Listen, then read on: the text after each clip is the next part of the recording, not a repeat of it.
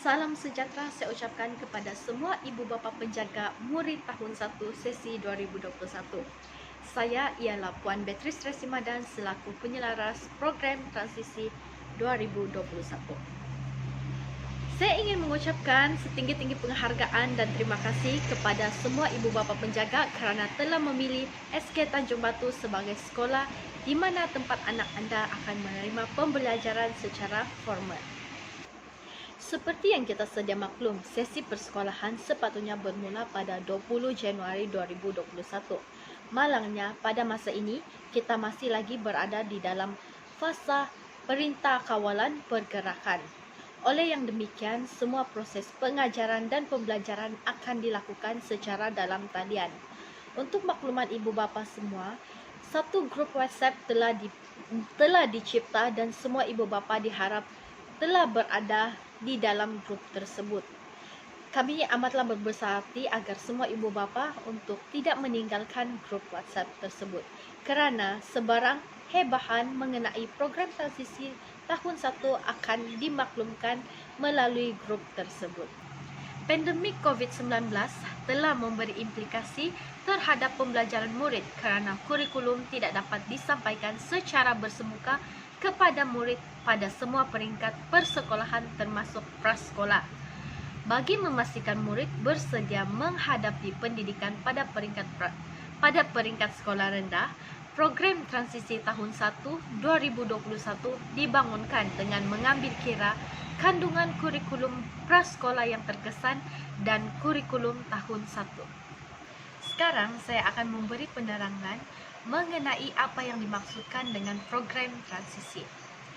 Program transisi tahun 1 2021 merupakan satu program yang dirangka untuk menyediakan murid menghadapi perubahan, menyesuaikan diri dan membina keyakinan diri mereka di sekolah rendah. Program ini dirangka dengan mengambil kira kandungan KSPK dan KSSR. Program ini diharap dapat membantu murid dari pelbagai latar belakang, pengalaman pembelajaran, dan perkembangan sosio-emosi untuk memulakan proses pembelajaran di tahun 1 pada tahap perkembangan dan pencapaian yang hampir sama. Terdapat 4 objektif program transisi 2021. Yang pertama, menyesuaikan murid dengan keadaan dan persekitaran sekolah. Yang kedua, membina hubungan antara murid dengan rakan sebaya dan guru. Yang ketiga, meningkatkan keyakinan murid dan membetulkan sikap positif dalam interaksi sosial serta pembelajaran. Dan yang keempat, menyediakan murid dengan pengetahuan, kemahiran dan nilai untuk pembelajaran seterusnya.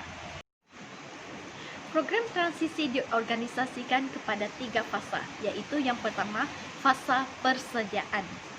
Fasa persediaan dilaksanakan sebelum sesi persekolahan bermula, iaitu pada 11 hingga 19 Januari 2021, di mana fasa ini menekankan terhadap kesediaan pentadbir, guru, ibu bapa, murid dan persekitaran fizikal sebelum sesi persekolahan bermula.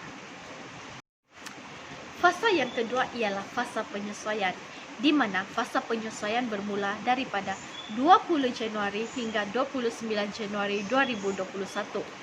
Fasa ini kita akan menggunakan satu modul orientasi dan fasa ini bertujuan untuk membolehkan murid menyesuaikan diri dengan situasi persekitaran sekolah serta membina hubungan baik dengan rakan dan guru.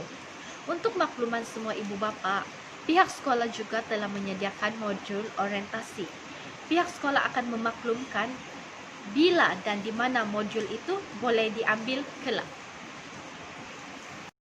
Untuk fasa ketiga iaitu fasa kesediaan. Fasa kesediaan bermula pada 1 Februari hingga 25 Mac 2021, di mana fasa ini menggunakan modul PDP. Fasa ini bertujuan menyediakan murid dengan pengetahuan, kemahiran dan nilai untuk pembelajaran. Modul PDP juga akan disediakan oleh pihak sekolah dan akan diedarkan kepada semua murid tahun 1. Oleh itu, besarlah harapan kami agar semua ibu bapa dapat memberikan kerjasama yang optimum dalam menjayakan program transisi tahun 2021. Selepas ini saya akan menerangkan peranan ibu bapa dalam menjayakan program ini. Ibu bapa penjaga memainkan peranan penting untuk membantu anak mereka dalam proses transisi. Ibu bapa penjaga memainkan peranan penting untuk membantu anak mereka dalam proses transisi dari rumah. Antara perkara yang perlu diberikan penekanan dan dilaksanakan oleh ibu bapa ialah: yang pertama, menyediakan anak dari aspek mental, sosio-emosi, dan fizikal. Yang kedua, memberikan dorongan dan gambaran positif tentang pembelajaran di tahun 1. Yang ketiga, memerhati tingkah laku, perkembangan dan pembelajaran anak secara berterusan serta mengambil tindakan yang sesuai. Yang keempat, membantu meningkatkan keyakinan anak dalam pembelajaran dari masa ke semasa. Yang kelima, mengadakan interaksi dengan guru tentang perkembangan anak mereka dari masa ke semasa.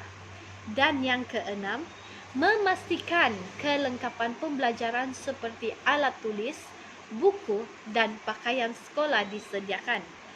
Yang ketujuh, memberikan komitmen dan mengikuti perkembangan aktiviti yang dilaksanakan oleh pihak sekolah. Besarlah harapan kami agar semua ibu bapa dapat menjalankan peranan ini sebaik yang mungkin.